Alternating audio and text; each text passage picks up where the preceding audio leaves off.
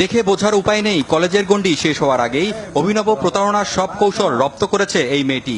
তাই তো অনলাইনে পণ্য কেনার কথা বলে অভিনব পন্থায় হাতিয়ে নিয়েছে বেশ কয়েকটি ল্যাপটপ, নোটবুক ও মোবাইল ফোন। নাম্বার কালেক্ট করছি, তো ফোন দেওয়া হয়েছে, তো 3 জন রাজি হয়েছে। প্রথমে আমি আপনার ল্যাপটপ কিনতে ইচ্ছুক, আমি এখানে জব করি অথবা এখানে রিসিপশনে আছি, আপনি যদি আসতে পারেন তাহলে আমি আমার বসকে দেখায় ল্যাপটপটি নিয়ে নিতাম।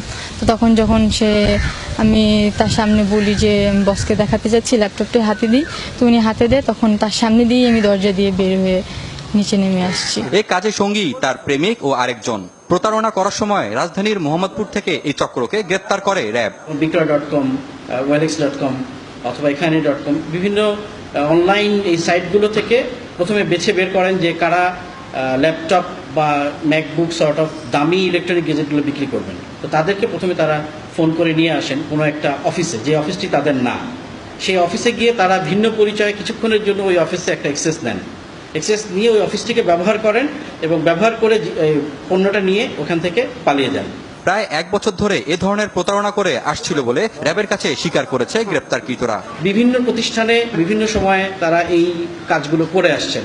তো এখনো পর্যন্ত প্রাথমিক জিজ্ঞাসাবাদে যেটা জানা গেছে, যারা অগণিত তারা এই ধরনের ঘটনা ঘটিয়েছেন। অনলাইন শপিং সাইটগুলোতে পণ্য কেনা বেচায় সতর্ক থাকার পরামর্শ র্যাবের।